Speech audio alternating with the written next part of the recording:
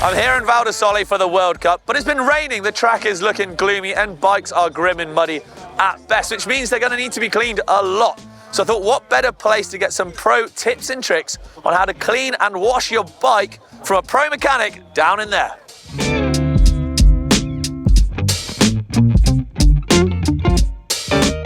Okay, so I'm joining Dale McMullan, Continental GT Racing's mechanic for Danny Hart. We've got Danny's bike here just in the stand, which needs a good going over because he's just finished his final practice run here in Val di Sole before finals, right? Finals, yeah. So, you know, this thing needs to be working immaculate, needs to be looking the part. Yeah. So what would the first stage be? First stage is get rid of the mud that's attached to it, I suppose.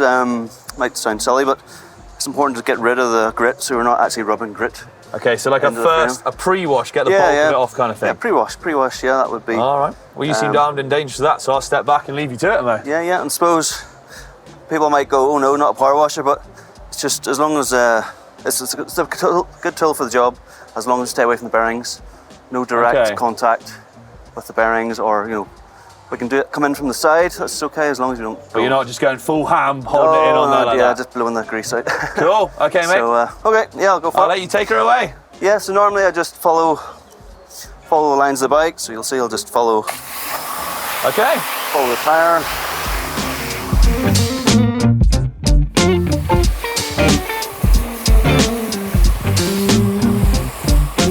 Yeah, this is quick wash so far. Okay. Initial clean, should we say? Yeah, usually start from the front, work to the back, or back to the front, as long as you don't just randomly, Yeah, so sort of systematically work through it, is it? Yeah. And are you sort of checking for anything in the meantime, or is it just to get the mud off to begin with? No, I'll look at that closer detail later. Okay. I'll leave you on the other side. Yeah. Oh, okay, so when doing around the forks, really careful of the seals, are you? Especially with power washer, you can force water past the seals. Okay, so you're just not too close, not directly on the seals as such. Hang back and come in from the side. Good top tip, I like it. Top tips. Pre-rinse done, right? Yeah, get rid of the grit so we're not actually making a grinding paste with the soap. So next phase? I'll give my tools a clean first, just because they've been sitting in the dirt. Okay, so clean out the brushes, obviously make sure you're not just going to grind any grit horribleness on them, and then a cleaner on there? Yeah, I'll give the frame a squirt. I usually do the frame first and then the wheels, because the wheels are usually the dirtiest part of the bike. Okay. You want to transfer the dirt to the frame, so I'll do the paintwork first and then move to the wheels. Gotcha. I usually put a little bit of foam on the brush as well, just to make it extra. And is that just to make sure you get every nook and cranny kind of thing? Yeah, that's it. And then touch every part of the bike. Basically, it hasn't been touched, it's not clean. So. Cool. Okay. Yeah. I'll let you foam away. Okay.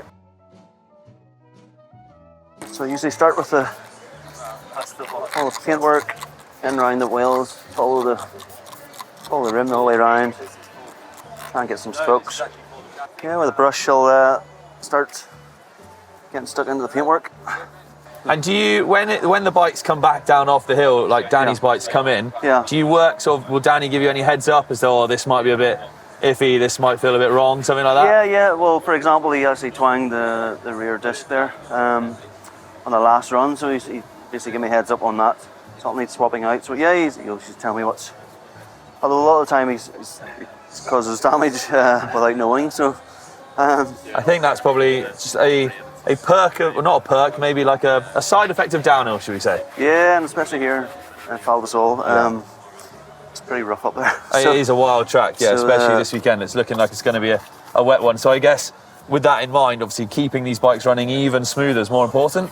Yeah, because the mud here is special. It's like really gritty, sticky. Yeah, okay. So everyone's just gritty and grinding, which will cause a lot of drag through the drivetrain and stuff and wear and tear. Okay. Yeah, so. Well, for race run now, we've had this chain on for all race practice and qualities and stuff. So I'm gonna put a fresh chain on. Just to be safe. Just to be safe that there's no damage. For our viewers at home who aren't going to be replacing chains. Yeah. Sort of every couple of days, every race, every run, whatever.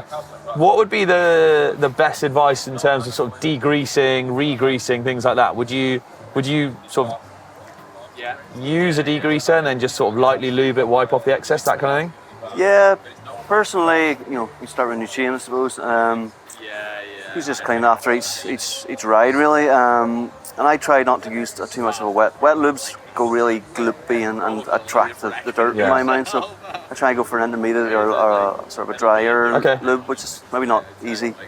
It works okay in the winter as long as you're replacing every single ride. Right, so as long as you're keeping on top of cleaning that chain in a way. Well, is there can it be over cleaned? Probably not. It's just much time have you got, really? Yeah, okay, that's fair enough. Okay, well that is thoroughly covered in old Petey's loan foam there, isn't it? So we'll let you wash that off now, I guess. I've touched everything except for the back wheel, and I'll swap it around and do it properly. So. And now you'll just rinse that off with the pressure washer again? Yeah, I'll rinse it off again, yeah. So. Perfect, all right.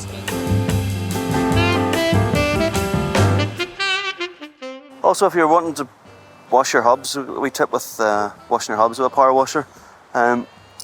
I would always go past the outside bearing and hose the opposite side, so you're not anywhere near.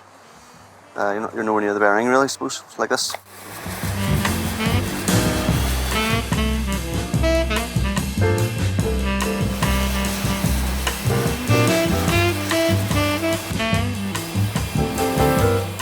Yeah, usually when I'm washing the wheels, I'll go take two spokes at a time like this. And get to see things, I suppose. So you can see if there's any dings, dents, cracks, anything like that. Yeah, so it's a good time. It's a good bit of sort of personal time on your bike, really, isn't it? And yeah, get up in close. Give it a bit of loving. See what's going on. Yeah, that's it. You usually get to see things that you don't normally see, and there's a lot of damage hidden behind that mud. Yeah, I bet.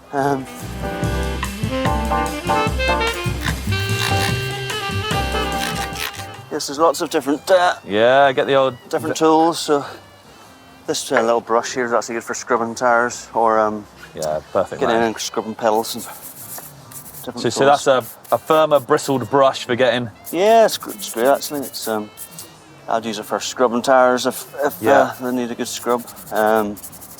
Luckily the mud hadn't dried in yet, so. So this is really good. So it's a good. I mean, I suppose what we're saying, another sort of great tip here is don't leave when you've been riding in the mud. Don't leave your bike for the mud to dry on. Try and if you can tackle it whilst it's still wet mud. It's way easier. Yeah, it's honest. I know when you're coming home from a big ride and stuff, the last thing you want to do is go and stand in the backyard in the rain. Yeah. But if you. But it'd be beneficial to your bike. Well, that's it. Yeah, if you can get it dried off or washed and dried off. Ah, makes sense. Before it all dries in, and it's so hard to shift them once it dries in. Nothing like dried on cowpat. Yes. No, and the other problem is next time you go for a ride, you realise, I haven't washed it from the last time. So on the brush itself, and then you can run the back pedal, the chain through the brush. Ah, you beauty. Get that grit out of that chain, and then do the opposite side of the chain. Yeah, so the GT's got quite a few sort of nooks and crannies. So you got different brushes for different applications, should we say? Not sure what we call this little brush. It's a long, skinny brush. The skinny scrubber. Yeah, skinny scrubber. So it's good for getting in the little places where you can't. Because the bigger brushes obviously won't get in parts like that. So this is good for actually sort of investing in. And it squeezes past the tyre, and the chain stays and seat stays. So you can really get in those places which are hard to reach. Yeah, well, that's the bits you usually miss. Yeah, because it's not until it dries a lot of the time you see what you've missed, right? Well, that's the big mistake. Just turn the garden hose on. Your bike doesn't clean your bike. So and you know that once it dries, it's like, oh, right. I've missed half my bike. Yes, very much. Another top tip. Gone over the entire bike, got in all the nooks and crannies, scrubbed the bits that need scrubbing. Final rinse. Final rinse, and then I'll dry it off. And it's back to the stand. Oh, yes. Crowds are keen for it too. So then back to the stand. Final rinse, then back to the stand, right? Back to the stand, and then discover all the bits I've missed.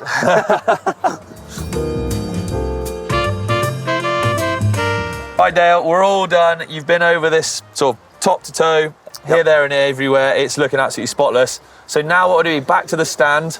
Yeah, back to the stand, and then the silicone spray. Shine Protect, it's called. The PD's has a Shine Protect. It's really good. Oh, okay. Makes it all shiny, and then stop the mud sticking to it as well, I guess. Stops the mud sticking, so good coat. You just use like a microfiber cloth to dry it down? Yeah. Okay. That's the PD's up one too. So. Hey, all the gizmos. Yeah.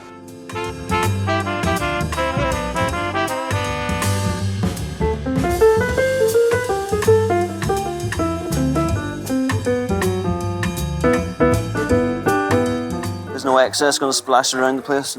All right, Dale, we are all done. We're out of the wash stands now. The bike is looking absolutely spotless. Head to toe, very nice. So we back to the stand with it, right? Yep, that's the next And stage. then, so what would you do to the bike then just to get it ready for Danny to hammer in finals later on? Yeah, well, I'll put it first thing, get it on the work stand. I'll dry it down now. Next stage with a microfiber cloth. Okay. Get it all dry. And that's when I start doing the checks. Check smoke tension, brake pads, and... Okay. Hey up, little one. Hello. Is it nice and clean? It is nice and clean, isn't it? Yes.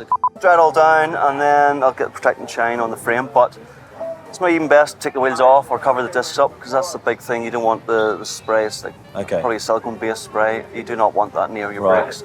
Do you just spray on, or do you sort of spray into a rag first?